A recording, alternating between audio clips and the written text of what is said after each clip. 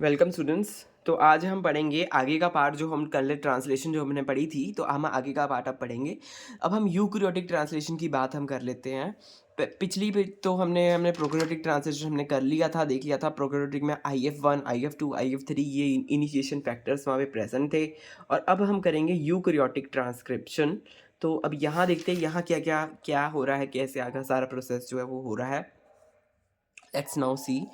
तो eukaryotic translation में जो है, यूकैरियोटिक में 43S प्री इनिशिएशन कॉम्प्लेक्स जो है वो बनता है और स्कैन करता है 5-UTR and recognises AUG कोजैक with कोजैक sequence. तो मतलब इसमें यूकैरियोटिक है तो कोजैक सीक्वेंस को ये रिकॉग्नाइज कर रहा है। 43S प्री इनिशिएशन कॉम्प्लेक्स सबसे पहले बनता है। 43S प्री इनिशिएशन कॉम्प्लेक्स बनता है और वो 5-UTR को स्कैन करता है 5-UTR को और रिकॉग्नाइज करता है AUG रीजन को रिकॉग्नाइज करता है with the help of Kozak sequences. इसमें कोजेक सीक्वेंसेस यहाँ पे प्रेजेंट होते हैं और ये यूकैरियोट है, इसलिए यहाँ पे 60S और 40S ये दो सब यूनिट यहाँ पे प्रेजेंट होती है। 40S जो होता है वो स्मॉल सब यूनिट होती है, 60S जो होता है वो लार्ज सब यूनिट होती है। और यहाँ पर जो फैक्टर्स हैं वो ELF1 ELF3 ऐसे यहाँ पे फैक्टर्स प्रेजेंट होते हैं। ELF1 ELF2 ELF3। प्रोकैरियोट्स में कैसे थे, IF1 था, IF2 था, IF3 था। यहाँ पे ELF1 ELF2 ELF3 है। ये देखिए यहाँ पे क्लोवर लीफ स्टिक और यहाँ पे फॉर्माइल मिथुनिन नहीं होता है, फॉर्माइलेशन नहीं होता, मिथुनिन के ऊपर फॉर्माइलेशन नहीं होता। जैसे यहाँ पे हमने फॉर्माइलेशन देखा था ना, जो ये था, ये जो मिथ्योनिन था, इसके ऊपर एन फॉर्माइल ग्रुप लगा हुआ था, मतलब फॉर्माइलेशन इसकी हुई हुई थी। और यहाँ पे फॉर्माइलेशन नहीं होती है, यहाँ पे सिर्फ मिथ्योनिन ही अटैच्ड होता है। मिथ्योनिन जो है वो ऐसे क्लोवर लीफ शेप स्ट्रक्चर जो है उसके साथ वहाँ पे आता है। और ELF2 जो है वो बेसिकली इसको लेके आता है। ELF1 जो है वो सब यूनिट के पहले यहाँ लगते हैं, इस तरफ ELF1 लगता है और इस तरफ ELF3 लगता है। तो ये बहुत ही डिस्क्रिट वे में मैंने आपको सब कुछ समझा रहा हूँ। मैं यहाँ पे शॉर्ट नोट से रिवीजन चल रही है। ये लास्ट क्लास है हमारी मॉलिक्यूलर बायोलॉजी की। अगर आपने अभी तक क्लासेस नहीं देखनी शुरू करी हैं तो आप जल्दी से क्लासेस देख लीजिए। मॉलिक्यूलर बायोलॉजी पर क्लासेस हैं। तो चलिए अब इसको पढ़ते हैं। तो यहाँ पे ELF1 ELF2 ऐसे यहाँ पे डिफरेंट क्लासेस हैं। 43S प्री जो है प्री इनिशिएशन कॉम्प्लेक्स इसे बोलते हैं। 43S प्री इनिशिएशन कॉम्प्लेक्स किसको, ये जो हमारा 40 है, यहाँ पे 60S नहीं है, 60S नहीं है, यहाँ पे सिर्फ 40S है। 40S में ELF1 है, ELF3 है और ELF2 है। ELF2 किसको लाया हुआ है, ELF2 ने लाया है इसको, जो मिथ्योनिन है और UAC की रीजन में इसको लाया हुआ है ATP के थ्रू, GTP के थ्रू है। BP की एक्टिविटी भी देखने को यहाँ पे मिलती है। तो ये पूरा जो पोर्शन है इसको हम बोलते हैं 43S pre initiation complex. Complex bind to 5 cap किससे बाइंड करता है, 5 कैप से ये बाइंड करता है। जो कॉम्प्लेक्स है, ये वाला जो कॉम्प्लेक्स है, complex bind to 5 cap and scan and start codon AUG को ये स्टार्ट, हाँ AUG को यहाँ पे देखेगा। बेसिकली मैंने ये देखा, यहाँ लिखा हुआ है ना 43S इनिशिएशन कॉम्प्लेक्स क्या करेगा, AUG को क्या कहते हैं, जो स्टार्ट कोडॉन है। AUG क्या है, स्टार्ट कोडॉन है ना। डिफरेंट कोडॉन्स डिफरेंट चीज को करते हैं। एंड कोडॉन जो है वो एंड, जैसे यहाँ पे हमने एंड कोडॉन देखा था, UGA था शॉप कोडॉन है ना। AUG जो है वो स्टार्ट कोडॉन है। स्टार्ट कोडॉन को रिकॉग्नाइज कौन कर रहा है, 43S। ये पूरा जो कॉम्प्लेक्स है ये स्टार्ट कोडॉन को रिकॉग्नाइज कर रहा है। और 5 कैप है जो 5-UTR है ना। कॉम्प्लेक्स बाइंड टू, ये सारा कॉम्प्लेक्स कहाँ बाइंड करता है, ये सारा कॉम्प्लेक्स जो हमारा mRNA बना हुआ है ना, mRNA जो हमारा बना हुआ है जिसमें कैपिंग हो रखी है और स्प्लाइसिंग हो रखी है और उसमें टेलिंग हो रखी है, वहाँ पर AUG रीजन जो है ना, वहाँ पर ये हमारा जो स्ट्रक्चर है AUG का कॉम्प्लीमेंट्री जो है, जो मिथ्योनिन लेके आ रहा है, ये 43S इनिशिएशन कॉम्प्लेक्स है, ये वहाँ पर बाइंड करेगा। ठीक है, कॉम्प्लेक्स बाइंड टू 5 कैप पर ये ELF4 5 कैप एंड स्कैन करेगा और स्टार्ट करेगा कोडॉन को स्टार्ट करेगा, AUG को ये स्टार्ट करेगा। तो यहाँ पर ये बाइंडिंग यहाँ पे देखने को मिलती है और यहाँ से बेसिकली जो है स्टार्टिंग हो जाती है।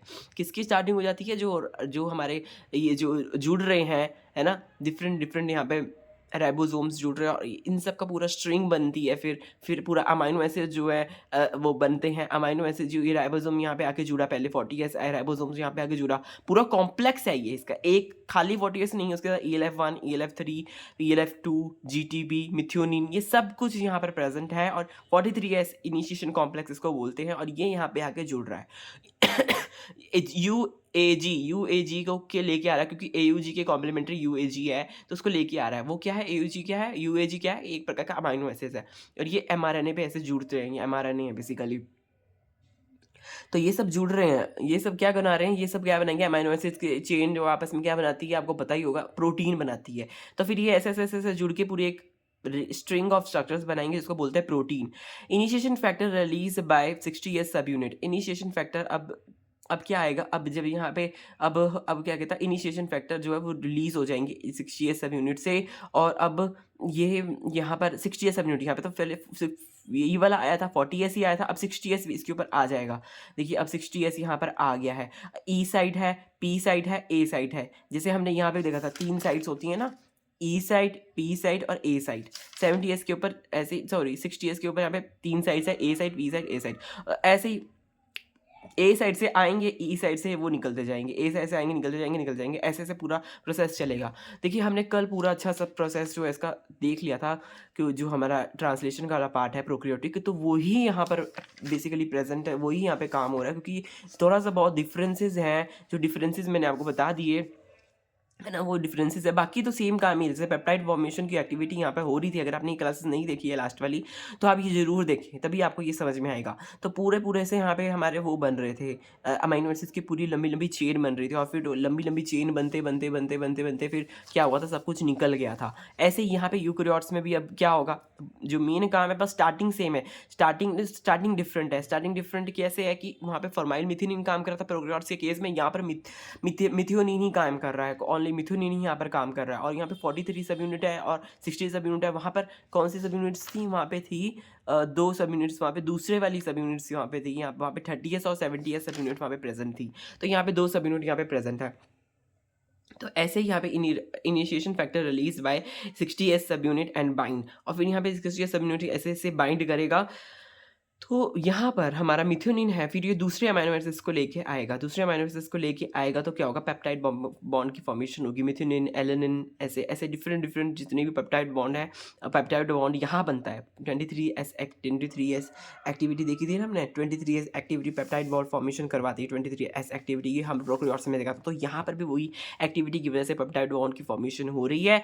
और फिर जब पेप्टाइड बॉन्ड की फॉर्मेशन होगी तो एक लंबी चेन बनेगी, चेन बनती, जैसे यहाँ पे जुड़ गया, ए से आ रहा है, फिर पी पे आ रहा है, फिर यहाँ से ये एग्जिट हो जाएगा, एग्जिट, ई से एग्जिट हो जाएगा, ए से एंटर होगा, पी पे पेप्टाइड बॉन्ड बनेगा और ई से एक्सिट हो जाएगा। ऐसे पूरा हमारा प्रोसेस हमारा चलता जाएगा और हमारे जो अमाइनो एसिड्स है वो आपस में जुड़ते जाएंगे। देखिए यहाँ पे मैंने लिखा भी हुआ है, प्रूफ रीडिंग एक्टिविटी इसके पास होती है। ऑब्वियसली प्रूफ रीडिंग एक्टिविटी सही अमाइनो एसिड्स को यहाँ पे लेके आएगा, क्योंकि अगर सही अमाइनो एसिड आएगा नहीं तो यहाँ पे जुड़ेगा ही नहीं, कि जैसे यू है तो यहाँ पे ए आएगा। तो ये प्रूफ रीडिंग एक्टिविटी की वजह से हो रहा है कि यहाँ पे एक पर्टिकुलर अमाइनो एसिड्स क्यों आ रहा है ना। तो जैसे जैसे सीक्वेंसेस यहाँ पे आगे हमारे mRNA में प्रेजेंट होंगे, उसी हिसाब से यहाँ पर अमाइनो एसिड्स जो आएंगे और अटैच होंगे और एक रिंग की शेप जो है वो, सॉरी रिंग नहीं, एक चेन बनेगी अमाइनो एसिड्स की, और एक पूरा जो है हमारे को देखने को मिलेगा, पूरा प्रोसेस कैसे कंप्लीट होता है वो देखने को मिलेगा। तो एंट्री जो है वो ए पॉइंट से एंट्री है। पी जो है, पी क्या कर रहा है, occupied by peptidyl tRNA basic carry growing polypeptide chain. Basically ये ग्रो कर रहा है, पेप्टाइड चेन जो है पॉलीपेप्टाइड की जो चेन है उसको ये ग्रो करने का काम कर रहा है। इसके बाद पेप्टिडाइल ट्रांसफरेज एक्टिविटी है, कौन सी एक्टिविटी है, पेप्टिडाइल ट्रांसफरेज एक्टिविटी है, और ये ग्रो करने का काम कर रहे हैं। ई जो है वहाँ से, ई से क्या होता है, एग्जिट हो जाएगा, एग्जिट वहाँ से निकल जाएगा। फिर वो एक बार ग्रोथ होने के बाद वहाँ से जो हमारा ये, क्योंकि जो हमारी चेन है वो यहाँ से जुड़ती जाएगी देखिए है ना, जो ये वाला पोर्शन यहाँ से निकल जाएगा। जो टीआरएनए है ना, जो टीआरएनए जो लेके आ रहा है वो वाला टीआरएनए जो वो निकलता जाएगा। ऐसे occupied by tRNA carry polypeptide chain, हाँ ग्रोइंग पॉलीपेप्टाइड चेन, और ये पकड़ के रखेगा किसको, पॉलीपेप्टाइड चेन है उसको पकड़ के रखेगा। और जो नीचे वाला पोर्शन है हमारा टीआरएनए यहाँ से निकलता जाएगा, फिर नया टीआरएनए आएगा, फिर पी पे आएगा, पी पे फिर वो क्या कहते हैं पेप्टाइड एक्टिविटी की जो पेप्टाइड ट्रांसफरेंस एक्टिविटी है उससे क्या कहते हैं पेप्टाइड बॉन्ड बनेगा, और फिर ऐसे पूरी चेन जो है वो बनती जाएगी बनती जाएगी बनती जाएगी। अब अगर हम बात करें यहाँ पर, तो देखिए यहाँ पे मैंने वही दिखाया है, जैसे फिनाइल एनिलिन, पहले मिथ्योनिन था, फिर आया फिनाइल आया फिनाइल एनिलिन, फिर ये ऐसे जुड़ गया। तो ये जो वाला पोर्शन जो है, ये वाला जो पोर्शन है, ये क्या है, ये सिर्फ टीआरएनए है, ये चार्ज नहीं है। ये चार्ज तभी होगा जब इसके ऊपर मिथ्योनिन होगा, मिथ्योनिन होगा कि तभी चार्ज होगा। किसके केस में, यूकेरियोट्स के केस में, और प्रोकैरियोट्स के केस में फॉर्माइल मिथ्योनिन चाहिए तब वो चार्ज है, ठीक है। तब वो चार्ज तब है, चार्ज का मतलब है उसके बाद जीटीपी की एक्टिविटी है, और जीटीपी एक्टिविटी है तो उसकी वो क्या कहते हैं फिर अमाइनो एसिड्स को लेके आया करेगा, है ना। तो ऐसे यहाँ पे फिर हमारी पूरी चेन जो है वो बनती चली जाएगी बनती चली जाएगी। फिर क्या होगा, लास्ट में होगा टर्मिनेशन। टर्मिनेशन होगा, termination when A site position to stop codon. जब ए साइड पे स्टॉप कोडन आ जाएगा, स्टॉप कोडन, तो स्टॉप कोडन का काम क्या होता है, स्टॉप कोडन का काम ये होता है कि वो रोकने का काम करता है कि भाई आगे का प्रोसेस अब खत्म हो गया है, अब क्यों तू आगे बढ़ता जा रहा है ना। तो ये टीआरएनए को जो है ये जुड़ेगा, और वो अमीनो एसिड्स, ऐसे अमीनो एसिड्स आएंगे कि वो ये है जो सीक्वेंस आएगा, सीक्वेंस आएगा कि वो रोकेगा, है ना। और भी फैक्टर्स आएंगे, देखिए यहाँ पे पूरी हमारी चेन बनी हुई है, फिनाइल है इसमें, मिथ्योनिन, सब कुछ हमारी चेन जो है वो लंबी बनी हुई है, इसके साथ जुड़ी हुई है। तो आरएफ क्या है, आरएफ जो है रिलीज फैक्टर है। आरएफ रिलीज फैक्टर यहाँ पे आएगा, किसको निकालेगा, जो ये हमारा टीआरएनए, चार्ज टीआरएनए, इसको निकाल देगा, सब कुछ अलग कर देगा। ये स्टॉप कोडन अगर जब आएगा तब की बात है, जब स्टॉप कोडन आएगा तब आरएफ आएगा और टर्मिनेशन बेसिकली करवाएगा, और पूरा जो चेन है वो अलग करवाएगा। तो आगे का हम देखते हैं, आगे क्या मैंने लिखा हुआ है। थोड़ा सा हमारा बस बचा है, तो ये चैप्टर थोड़ी देर और रुको, हमारा पूरा फिर हमारा मॉलिक्यूलर बायोलॉजी का जो था वो सारा खत्म हो जाएगा। जो हमारा हम बेसिक चीज़ जो हम पढ़ रहे हैं, है ना, अच्छे से हमें ये पढ़ती है, तो ये चीज़ तो हमें पता ही होनी चाहिए अगर हम एग्ज़ाम दे रहे हैं अपना। तो ये सारा जो भी मैंने आपको अच्छे से पढ़ाया है शॉर्ट नोट्स में, आपको पता होना चाहिए, और इसकी रिवीजन करेंगे तभी आप क्वेश्चन सॉल्व कर पाएंगे, और कई बार आपको रिवीजन करनी पड़ेगी, ऐसे नहीं कि एक ही बार रिवीजन करके हो जाएगा। RF catalyzed cleavage of bond between polypeptide and tRNA। RF क्या करता है, RF जो है पॉलीपेप्टाइड और tRNA के बीच के जो बॉन्ड है उसको क्लीव करता है। RF रिलीज फैक्टर बेसिकली ये दो जो बॉन्ड्स हैं इनको वो क्लीव कर रहा है। रिलीज फैक्टर, यहाँ पे देखिए रिलीज फैक्टर है, ये जो बॉन्ड बना हुआ है, किसके बीच में बॉन्ड बना हुआ है, ये बना हुआ है bond between polypeptide and tRNA. जो पॉलीपेप्टाइड है, पॉली मतलब बहुत सारे पेप्टाइड जुड़े हुए हैं, ये जो पूरी चेन बनी हुई है इसकी, और टीआरएनए है, इन दोनों के बॉन्ड को आरएफ रिलीज फैक्टर जो है वो क्लीव कर देगा, खत्म कर देगा, काट देगा, तोड़ देगा। तो ये जब ये सब कर देगा, तोड़ देगा, तो क्या होगा कि यहाँ पर ये देखिए रिलीज फैक्टर, ये जो राइबोसोम डिसोसिएट हो जाएगा, रेडी फॉर न्यू राउंड, और दूसरे राउंड के लिए, न्यू राउंड के लिए राइबोसोम्स जो है वो अलग हो जाएगा, है ना। जो टीआरएनए है बेसिकली, जो ये राइबोसोम्स है, ये राइबोसोम्स अलग हो गए, पूरी मशीनरी अलग हो गई। कैप जो थी इसका रीडिंग हो गया, हमारा जो है ये अमीनो एसिड्स की चेन बन गई, अमीनो एसिड्स आपस में जुड़ गए, जो पॉलीपेप्टाइड चेन है अमीनो एसिड्स की, इससे बनेंगे हम आगे प्रोटीन बनेंगे, है ना। प्रोटीन आपको पता है ये कितने इंपॉर्टेंट होते हैं हमारे डे टू डे लाइफ में, हमारे को प्रोटीन कितने इंपॉर्टेंट होते हैं, है ना। तो ये सब हमारा इस हिसाब से पूरा प्रोसेस होता है, पूरा डिटेल्ड मैनर में हमारा होता है, और हमें रिजल्ट में जो आरएफ है वो तो जब तोड़ता है, वो जो जो बॉन्ड है कि इन दोनों के बीच में, पॉलीपेप्टाइड के बीच में, टीआरएनए के बीच में जो बॉन्ड है वो आरएफ जो है वो उसको तोड़ देता है, क्लीव कर देता है। फिर हमारे पास क्या मिलता है, हमारे को मिलता है ये दो चीज़ें मिलती हैं हमारे को। देखो, ribosome dissociated from ready to form new round, obviously जो राइबोसोम्स मिल रहे हैं फिर, और ये पूरी चेन मिल रही है अमीनो एसिड्स की। जो राइबोसोम्स हैं, ये जो 40 सब यूनिट और 60 सब यूनिट है यूकेरियोट्स के केस में, ये दोबारा से फिर क्या कहते हैं करवाएंगे काम, है ना, दोबारा से ये किसी और पे लगेंगे और दोबारा से पूरी साइकिल करवाएंगे, जो है ना। तो ऐसे एमआरएनए से क्या हुआ, अमीनो एसिड्स जो है वो बन गए, रीडिंग होके अमीनो एसिड्स बन गए।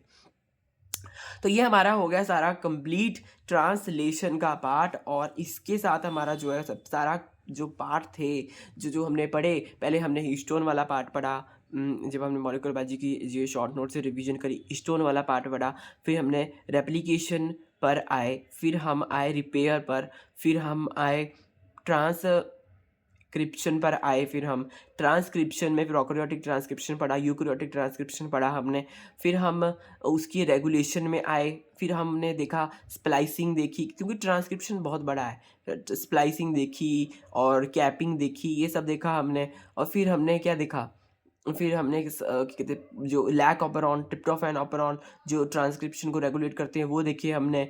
तो ऐसे ऐसे देखिए कितना कुछ हमने पढ़ लिया है, और बीच में भी रेगुलेशन वाले पार्ट हमने बहुत देखे। और अब थोड़ा सा रेगुलेशन का, अभी जो ट्रांसलेशन का रेगुलेशन अभी हमने वो पढ़ना है, और ट्रांसलेशन हमने देखी। तो इतना कुछ हमने देखिए पढ़ लिया है स्टूडेंट्स। अगर आपने ये सब नहीं मिस कर दिया है तो आप इसको दोबारा से देखिए चैनल पर। अब सारी की सारी जो वीडियोज़ हैं इससे रिलेटेड, जो मॉलिक्यूलर बायोलॉजी का ये शॉर्ट नोट्स का रिवीजन कोर्स है, इससे रिलेटेड सब कुछ प्रेजेंट है। और आपको ये अभी जो अपकमिंग एग्ज़ाम है उसके लिए भी आपको ये फ़ायदेमंद रहेगा ये रिवीजन कोर्स। आप इसको किसी से शेयर भी कर सकते हैं। अब देखिए सारा कुछ एक ही बार में पढ़ाना तो बहुत मुश्किल है, क्योंकि सारा कुछ एक ही बार में, अब अगर मैं अब बोलूँ कि मैं सारे यूनिट्स की रिवीजन करा दूंगा, but it's not possible. Obviously अभी जो पर्टिकुलर एग्ज़ाम आ रहा है उसके लिए पॉसिबल नहीं है, बट जो 6 मंथ्स बाद जो डिफरेंट अलग एग्ज़ाम आएगा, जो अलग अगला एग्ज़ाम आएगा, अलग नहीं, अगला एग्ज़ाम जो आएगा, तो उसके लिए मैं कोशिश करूँगा कि मैं सारे यूनिट्स को कवर करने की कोशिश करूँ, और सारे जो डिटेल्ड में जो मैंने पढ़ा हुआ है, सब कुछ मैंने जो है ना पढ़ा हुआ है, उसको मैं आपसे शेयर करूँगा। और उससे ज़्यादा मैं क्या ही मैं मतलब है ना, और जो भी मेरा रहेगा, हम मतलब उससे ज़्यादा मैं ये कर सकता हूँ कि मैं वो जो जो है पीपीटी है, प्रेजेंटेशन जो है उससे हम पढ़ सकते हैं, प्रेजेंटेशन के बेसिस पे पढ़ सकते हैं। तो जैसा आपको लगेगा सही उस हिसाब से हम पढ़ेंगे, और जैसा मैं सोच रहा हूँ है ना उस हिसाब से। तो नेक्स्ट जो है साइकिल, जो सी एस आई नेट की नेक्स्ट साइकिल है, उसके लिए आपके पास काफ़ी सारा कंटेंट हो जाएगा, वो भी बिल्कुल फ्री में, और आप इसको अब यूज़ कर सकते हैं अच्छे से पढ़ने में। और अब हम आगे का प्रोसेस देखते हैं। हम ये जो इंपॉर्टेंट मैंने यहाँ पे ना बात लिखी हुई है, थोड़ा इसके बारे में हम पढ़ लेते हैं। प्रोकैरियोट्स की 50s और 30s दो सब यूनिट्स में ये टूटता है। प्रोकैरियोट 50s सब यूनिट जो है वो 23s एक्टिविटी होती है, 23s rRNA एक्टिविटी होती है, और 30s के पास क्या होती है, 16s rRNA एक्टिविटी होती है। 50s 23s के पास होती है ऐसे डिफरेंट RNA एक्टिविटी, और 23s के पास होती है 5s rRNA एक्टिविटी। तो ऐसे ही डिफरेंट यहाँ पे पूरा साइकिल, पूरी जो हमारा पूरा चार्ट है उस हिसाब से यहाँ पे दे रखा है। यूकैरियोट जो है वो 60 और 40 में टूटता है, 60 आगे 28 में टूटता है। 28 एस आर एन ए जो है वो 5s में आर आर एन ए में, और 5.8 S R R N A में टूटता है, और 40s 18 S R R N A में टूटता है। तो ये पूरा कैसे दे रखा है, पूरी ये भी क्वेश्चन में कभी पूछ लेता है पार्ट बी में, है ना, ये याद होना चाहिए। 50 23 5, 50 23 5, आप इसको ऐसे याद करते हैं, 50 23 5, 60 28 5 5.8, ऐसे कर सकते हैं। 28 बड़ा है तो वो 2 में टूट रहा है, यहाँ पे 23 छोटा है तो 1 5 ऐसे ही बन रहा है। ऐसे आप इसको याद कर सकते हैं मतलब, है ना। तो ये देखिए 16s 30 जो है छोटा नंबर है तो 16 आ रहा है, 16 भी छोटा है, और 40 बड़ा है तो 18 भी इससे बड़ा है कंपैरेटिवली, है ना। तो एक याद करने का तरीका बता रहा हूँ बस, बाकी तो कुछ नहीं, मैं ऐसा बता रहा हूँ इनमें ही। अब हम थोड़ा ट्रांसलेशन देख लेते हैं। ट्रांसलेशन जो रेगुलेशन जो है, जीन लोकेशन ना क्या कहता है, gene location higher transcription rate at 5-N पर जो है हाइयर ट्रांसक्रिप्शन रेट देखने को मिलता है। तो उसकी लोकेशन जो है, मैंने यहाँ पे बहुत शॉर्ट्स में लिखा हुआ है। तो जीन लोकेशन जो है वो डिटरमाइन करती है, बेसिकली रेगुलेट करती है। अगर 5-N है, मान लीजिए फॉर एग्जांपल, अगर 5-N है, 5-N पे ज़्यादा ट्रांसक्रिप्शन रेट देखने को मिलता है। ऐसी एंटीसेंस आरएनए भी क्या कहते हैं रेगुलेट करता है। एंटीसेंस आरएनए कैसे रेगुलेट करता है, आरएनए हाइब्रिडाइजेशन जो है वो क्या करती है, प्रिवेंट करती है, ट्रांसलेशन को होने से प्रिवेंट करती है। जो आरएनए हाइब्रिडाइजेशन है वो प्रिवेंट करती है, ट्रांसलेशन होने से प्रिवेंट करती है, रुकती है, ट्रांसलेशन नहीं होने देती है। एमआरएनए प्रिवेंटेड, जब एमआरएनए प्रिवेंट हो जाता है तो जो micro F R N A जो है वो बनता है। Micro F R N A बनता है। बेसिकली एक एग्जांपल है हमारे प्रोटेक्टेड नोन एज प्रिवेंटेड, तो mono as micro F R N A. ये कौन प्रिवेंट करता है? ये इसको प्रिवेंट करता है। Micro F R N A जो है वो antisense R N A hybridization prevent करती है। तो प्रिवेंट करने के लिए ये एक प्रिवेंट करने वाला कंपाउंड है जो आर एन ए को ऐसे आर एन ए हाइब्रिडेशन करके एंटीसेंस आर एन ए को करता है। बेसिकली एक प्रकार रेगुलेट कर रहा है, इसको प्रिवेंट कर रहा है, ट्रांसलोकेशन को प्रिवेंट कर रहा है। तो efficiency to bound to ribosomes of mRNA, कि कितनी एफिशिएंसी से जो राइबोसोम्स है वो एमआरएनए में बाउंड कर रहे हैं, वो भी रेगुलेट करता है। वो भी वेरिएशन वो भी रेगुलेट करता है। कैसे? Variation in consensus sequence and different efficiency. Consensus sequences different, हमने देखे थे कॉन्सेंसस सीक्वेंसेस जो हमेशा सेम रहते हैं, ये वो सीक्वेंसेस होते हैं जहाँ पर प्रमोटर जो है वो बाइंड करता है और अपना जो काम है वो शुरू करता है। तो ऐसे जो सीक्वेंसेस होते हैं, कौन से सीक्वेंसेस होते हैं, ये क्या करता है, ये मेक श्योर करते हैं कि किस हिसाब से जो एफिशिएंसी, किस एफिशिएंसी से जो काम होगा, एफिशिएंसी से किस एफिशिएंसी से काम होगा। तो ये वेरिएशन, क्योंकि डिफरेंट डिफरेंट हमारे पास कौन से सीक्वेंसेस हैं, तो उस हिसाब से वेरिएशन देखने को मिलती है एफिशिएंसी में जो है ना। ऐसे ट्रांसलेशन में भी फिर राइबोसोम के बाइंडिंग में जब क्या कहते हैं वेरिएशन दिखेगी, तो ऑब्वियसली ट्रांसलेशन के जो रेट है उसका भी क्या कहते हैं वेरिएशन देखने को मिलेगा। Next is codon preference. क्या कोडॉन की प्रेफरेंस हम करते हैं वो भी डिटरमाइन करता है। Specific codon gene accept at high rate. कई स्पेसिफिक कोडॉन्स होते हैं जीन में, वो भी वो भी रेगुलेट करते हैं बेसिकली ट्रांसक्रिप्शन के रेट को, है ना। आपको बस ऐसे याद करना है। तो अब जब है ना स्पेसिफिक जीन्स होते हैं, ऐसे स्पेसिफिक जीन है, वो क्या है, वो ये बढ़ा रहे हैं, जो इसका जो रेट है, ट्रांसलेशन का रेट है, उसको बढ़ा रहे हैं। कौन? जो कोडॉन की, जिस कोडॉन की हम प्रेफरेंस करते हैं। कई स्पेसिफिक कोडॉन इस प्रकार के होते हैं जो ट्रांसक्रिप्शन की रेट को बढ़ाते हैं। Stringent response. स्ट्रिंजेंट रिस्पॉन्स क्या है? स्ट्रिंजेंट रिस्पॉन्स एक प्रकार से क्या है, स्टारवेशन हो गया, फैटी एसिड लिमिटेशन हो गया, आयरन लिमिटेशन हो गया, ये सब क्या है? Starvation, fatty acid limitation, iron limitation, ये सब स्ट्रिंजेंट रिस्पॉन्स लेके आते हैं। मतलब कि एक स्ट्रिंजेंट रिस्पॉन्स एक प्रकार का बहुत ही जल्दी से कोई रिस्पॉन्स होना, ऐसा नहीं है कि बहुत ही स्लोली कोई रिस्पॉन्स हो रहा है। जल्दी से रिस्पॉन्स होना, बिल्कुल ही क्विकली। फॉर एग्जांपल शॉक लगना, हीट शॉक लगना। हीट शॉक क्या है? हीट शॉक कब होता है? जैसे प्लांट्स हैं, प्लांट्स में भी कभी कई प्रकार हीट शॉक होता है ना। तो जो हीट शॉक हो रहा है, तो उसी की वजह से ट्रांसक्रिप्शन जो है वो कम हो रहा है, ट्रांसक्रिप्शन कम हो रहा है ना, ट्रांसक्रिप्शन कम हो रहा है स्ट्रिंजेंट रिस्पॉन्स की वजह से। जो स्टारवेशन हो गया, अगर हम भूखे हैं, हमारे को खाना नहीं मिल रहा, तब भी एक स्ट्रिंजेंट रिस्पॉन्स है, थोड़ा धीरे धीरे अंदर की मशीनरी काम करेगी। तो उस हिसाब से यहाँ पे है फैटी एसिड की लिमिटेशन। फैटी एसिड जो है ना, ये सब, ये सारा कुछ जो है, ये स्ट्रिंजेंट रिस्पॉन्स जो है वो ट्रांसक्रिप्शन की रेट को घटाता है बेसिकली।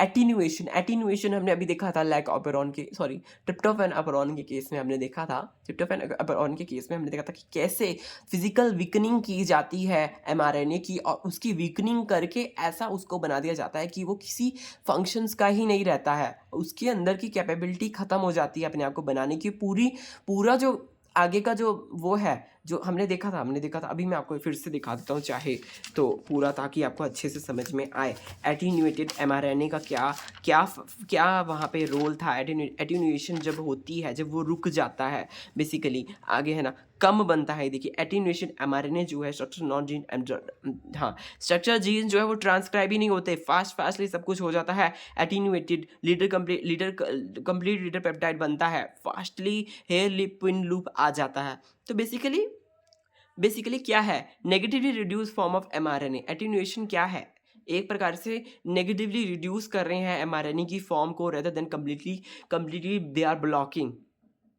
कंप्लीटली ब्लॉक करने के बजाय वो क्या कर रहे हैं, उसको, उसके जो इम्पैक्ट है उसको वो रिड्यूस कर रहे हैं। तो ये एक प्रकार से ये भी एक प्रकार का रेगुलेशन है, तभी मैंने यहाँ पर रेगुलेशन लिखा है। ऑब्वियसली जब रेगुलेशन करेंगे तो ट्रांसलेशन में भी उसका इफेक्ट पड़ेगा। तो all these things are very important, तो आपको ये लर्न करना है। ऑब्वियसली ट्रिप्टोफैन अपेरॉन भी एक प्रकार से बहुत इंपॉर्टेंट है, तो आप जरूर इसको लर्न करें। और अब देखिए हम आगे बढ़ते हैं, तो एटीन्यूएशन के बारे में आपको समझ में आ गया ना। अब हम बढ़ते हैं इनहिबिटर के। इनहिबिटर्स, कौन कौन से इनहिबिटर्स यहाँ पर प्रेजेंट हैं और क्या वो करते हैं इनहिबिटर्स, और उसके बारे में थोड़ा सा हम यहाँ पे जान लेते हैं। जैसे प्यूरोमाइसिन जो है इनहिबिटर ऑफ बोथ, ये दोनों के हैं, यूकैरियोट्स और प्रोकैरियोट्स दोनों के, ये दोनों ट्रांसलेशन के ये इनहिबिटर्स हैं। जो प्यूरोमाइसिन है वो एक्ट एज एनालॉग की तरह काम करेगा चार्ज टीआरएनए का, है ना। तो वो प्यूरोमाइसिन यहाँ पे इनहिबिटर है। स्पासोमाइसिन जो है वो इलोंगेशन पे, वो भी ट्रांसलेशन के इनहिबिटर है। ये सारे ट्रांसलेशन के इनहिबिटर्स ट्रांसलेशन के सारे इनहिबिटर्स हैं, बट वो डिफरेंट किस स्टेज का इनहिबिटर है। फॉर एग्जांपल ये इलोंगेशन का इनहिबिटर है, स्पासोमाइसिन इलोंगेशन का इनहिबिटर है, और प्यूरोमाइसिन क्या करता है, एनालॉग, जो किसकी तरह एक्ट करता है, अपने आप को चार्ज टीआरएनए की तरह बनाता है प्यूरोमाइसिन। और बेसिकली वो चार्ज टीआरएनए तो है नहीं, तो जब वो चार्ज टीआरएनए को अपनी तरह बनाएगा तो बेसिकली आगे का प्रोसेस होगा नहीं, है ना, तो वो इनहिबिटर हो जाएगा, आगे का प्रोसेस इनहिबिट हो जाएगा। So that's how they are inhibiting our process of translation. Fusidic acid जो है वो इलोंगेशन को इनहिबिट करता है। नॉरवेलिन जो है वो क्या कर रहा है, नॉरवेलिन क्या कर रहा है, prevent the activation of tRNA, tRNA के जो एक्टिवेशन है उसको प्रिवेंट कर दे रहा है norvaline. Now let us see the prokaryotic inhibitors. Prokaryotic inhibitors जो कि एक्सक्लूसिवली जो प्रोकैरियोटिक जो है ट्रांसलेशन उसको इनहिबिट करते हैं। यूकैरियोटिक वाले जो हैं सिर्फ और सिर्फ यूकैरियोटिक ट्रांसलेशन को इनहिबिट करते हैं। ये वाले जो थे प्यूरोमाइसिन, फ्यूजिडिक एसिड और स्पासोमाइसिन और नॉरवेलिन, ये थे दोनों के थे ये। और ये वाला जो अब हम बढ़ रहे हैं, ये जैसे स्ट्रेप्टोमाइसिन, नियोमाइसिन, कैनामाइसिन, ये सारे माइसिन वाले, ये सारे के सारे क्या करते हैं, 30S सब यूनिट पे बाइंड करते हैं और causes miss reading and inhibition of initiation. किसको इनहिबिट कर रहे हैं, इनिशिएशन को इनहिबिट कर रहे हैं। कौन से इनिशिएशन को, जो इनिशिएशन हमारा होता है, शुरुआत को ही खत्म कर देंगे, शुरुआत को खत्म कर देंगे तो पूरा प्रोसेस ही खत्म हो जाएगा। तो ये कौन कौन से, स्ट्रेप्टोमाइसिन, नियोमाइसिन, जो कैनामाइसिन है, ये सारे 30S पे बाइंड कर रहे हैं और इनिशिएशन को खत्म कर रहे हैं। टेट्रासाइक्लिन, हाँ टेट्रासाइक्लिन क्या, सॉरी ये पहले ये देख लेते हैं। एरिथ्रोमाइसिन इलोंगेशन को कर रहा है, एरिथ्रोमाइसिन टेट्रासाइक्लिन इलोंगेशन को, क्लोरोएम्फेनिकोल भी इलोंगेशन को। इसमें इलोंगेशन में भी दो प्रकार के स्टेप्स है, इमाइनो एसिड ट्रांसफरेज को टेट्रासाइक्लिन कर रहा है डिसरप्ट, और ये क्लोरोएम्फेनिकोल जो है ये ट्रांसपेप्टाइजेशन स्टेप है, जो ट्रांसपेप्टाइड जहाँ पे पेप्टाइड बॉन्ड की फॉर्मेशन होती है, पूरी चेन बनती है अमाइनो एसिड्स की जो आगे चलकर प्रोटीन बनाते हैं, वो क्या कहते हैं, इसको ख़त्म कर रहे हैं। अब हम आगे बढ़ते हैं, आगे बढ़ेंगे तो अब देखेंगे यूकैरियोटिक इनहिबिटर्स, एमिटिन इलोंगेशन के ट्रांसलोकेशन के स्टेप को कर रहा है, डेप्थरिन इलोंगेशन की इलोंगेशन को रोक रहा है। इंटरेक्ट किससे कर रहा है, EF2 हमने देखा था ना यूकैरियोट से केस में, EF2 था जो ADP राइबोसाइलेशन से करता था, तो वहाँ पर ये करेगा। रिसिन और एब्रिन ये करते हैं, इलोंगेशन को रोकते हैं, अफेक्ट करते हैं 60S सब यूनिट को ये अफेक्ट करते हैं बेसिकली। और एक्टिडायोन इलोंगेशन को रोकते हैं, फ्रीज करते हैं पेप्टाइडाइल ट्रांसफरेज एक्टिविटी को। तो ये सारे ड्रग्स जो हैं ये बहुत ही इंपॉर्टेंट है, आपको इन सबको गो थ्रू करना चाहिए। कब किसका पूछ ले वो है ना बताना मुश्किल है।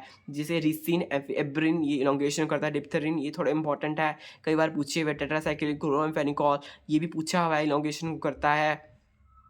अगर आपको इतना भी पता होगा इलोंगेशन करता है और उसके किस स्टेप को करता है ये भी इंपॉर्टेंट है कि ट्रांसपेप्टाइडेशन स्टेप को करता है क्लोरोएम्फेनिकोल। फ्यूजिडिक एसिड, प्यूरोमाइसिन भी बहुत इंपॉर्टेंट है, कई बार PYQs में पूछा हुआ, इसलिए मैंने इसको हाईलाइट किया है फ्रेंड्स, है ना। अब हम बढ़ते हैं यूकैरियोटिक, ये तो था प्रोकैरियोटिक ट्रांसलेशन रेगुलेशन, और ये थोड़े इनहिबिटर्स हमने पढ़ लिए थे।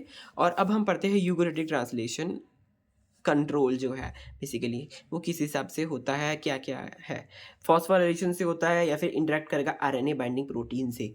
फॉस्फोराइलेशन का इनहिबिटरी रिस्पॉन्स हो सकता है या फिर स्टिमुलेटरी रिस्पॉन्स हो सकता है। दो प्रकार के रिस्पॉन्स हमें देखने को मिलते हैं। इनहिबिटरी रिस्पॉन्स जो है उसमें क्या है, इनहिबिटरी रिस्पॉन्स में ELF2 और GDP से बाउंड है। GDP जो है इनएक्टिव है। ELF जो फॉस्फोराइलेशन होगी, फॉस्फोराइलेशन जब इस फैक्टर की होगी, ELF2 की होगी, तो कन्वर्ट हो जाएगा, GDP में कन्वर्ट हो जाएगा।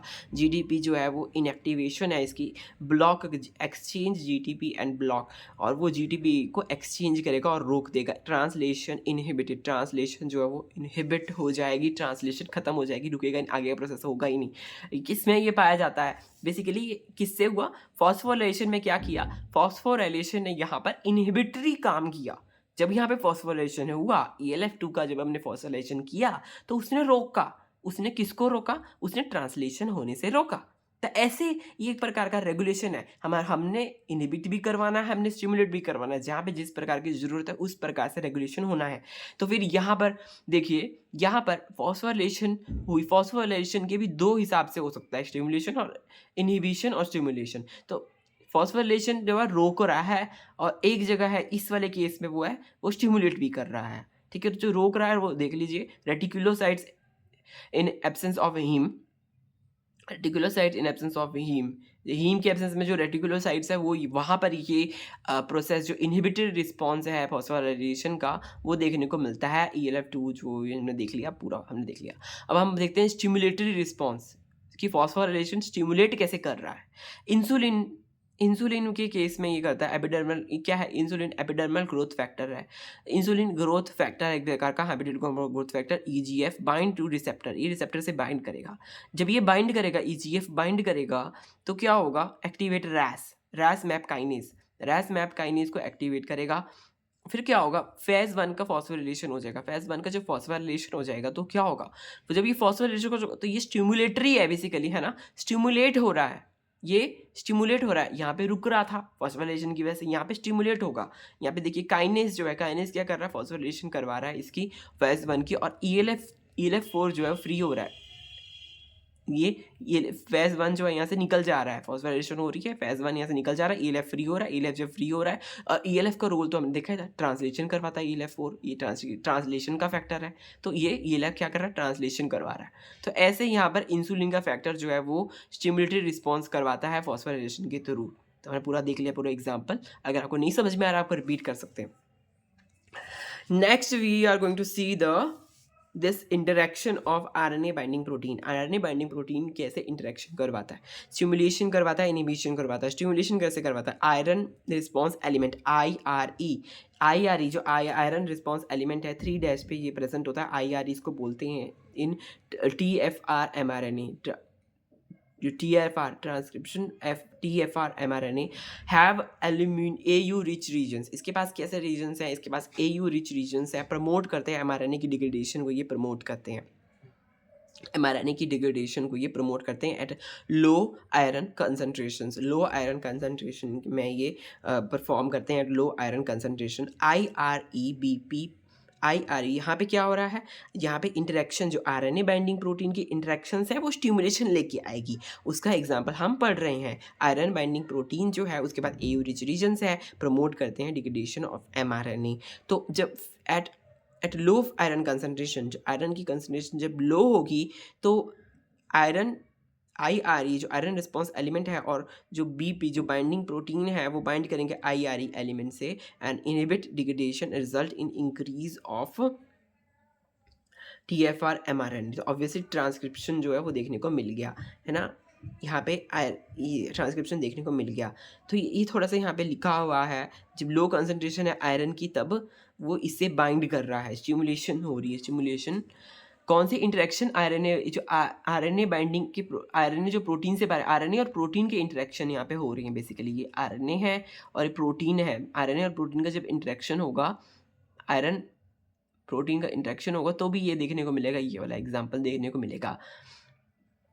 ठीक है, ये क्या करता है, प्रमोट कर रहा है AU रिच रीजन है, और ये mRNA की डिग्रेडेशन को प्रमोट कर रहा है, उसको ख़त्म कर रहा है। mRNA की जो डिग्रेडेशन है उसको ख़त्म करवा रहा है, बेसिकली उनको ख़त्म करवा रहा है। और लो कंसनट्रेशन में क्या हो रहा है, ये IRE जो है आयरन रिस्पॉन्स एलिमेंट BP के साथ जुड़ रहा है ना, और इनहिबिट कर रहा है डिग्रेडेशन को, लो कंसनट्रेशन में इनहिबिट कर रहा है डिग्रेडेशन को, result in increase of TFR mRNA। तो ट्रांसक्रिप्शन हो रही है। हाँ, तो जब इसकी कंसंट्रेशन ज़्यादा होगी तभी क्या कहते हैं ट्रांसक्रिप्शन होगा। यहाँ पे कहने का मतलब ये है, किसकी कंसंट्रेशन ज़्यादा होगी, जब bind and inhibit, low concentration, iron की कंसंट्रेशन यहाँ पे लो है ना, तब ये इनहिबिट कर रहा है डिग्रेडेशन को, रोक रहा है, इनहिबिट कर रहा है। तो अब हम अगला पढ़ लेते हैं, थोड़ा यहाँ पे इतना टाइम वेस्ट नहीं करते, चलो इनहिबिशन की बात करते हैं। इनहिबिशन में क्या हो रहा है, ferritin mRNA contain IRE at 5' end 3' end पे भी है 5' एंड पे। Ferritin do not have AU rigid sequences in IRE, so IREBP bind to IRE and inhibit translation of ferritin mRNA at low concentration। हाँ, जब low concentration है RNA की, sorry, ये जो Fe है आयरन की, जो लो कंसंट्रेशन है, ये TFR क्या है, ट्रांसफेरिंग रिसेप्टर है बेसिकली। TFR क्या है, ट्रांसफेरिंग रिसेप्टर। ट्रांसफेरिंग रिसेप्टर, जब इसकी लो कंसंट्रेशन है तो ट्रांसलेशन रुक रहा है, ट्रांसलेशन रुक रहा है। यहाँ पे इनहिबिशन के केस में लो कंसंट्रेशन में रुक रहा है। यहाँ के पे स्टिमुलेशन के केस में लो कंसंट्रेशन में जो है ट्रांसलेशन जो है वो हो रहा है, बढ़ रहा है। बस ये आपको इस प्रकार से कोई आपको याद करना है। आपको कन्फ्यूजन हो रही है, आप इसको ना देख सकते हैं अभी इसका जो है, और इसमें गूगल से आप इसकी थोड़ा थोड़ा ले सकते हैं अगर आपको उसमें कोई कन्फ्यूजन हो रही है। बट ये सब हम केसेस देखते हैं डिफरेंट, तो मैंने यहाँ पे केसेस लिख दिए थे, सो डोंट गेट वरी।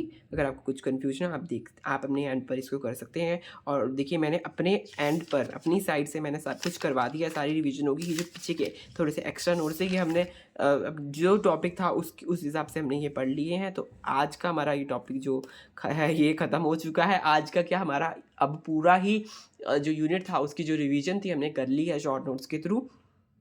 तो ठीक है, मिलेंगे अब किसी और ट्यूटोरियल में। अब देखते हैं कौन सा लाऊंगा, अब वो आपको पता चल जाएगा। अभी मैं कुछ कह नहीं सकता, अभी देखते हैं कौन सा वाला हम लेके आएंगे, रिवीजन में लेके आऊँगा। ठीक है, मिलते हैं नेक्स्ट वीडियो में। Bye bye, have a nice day.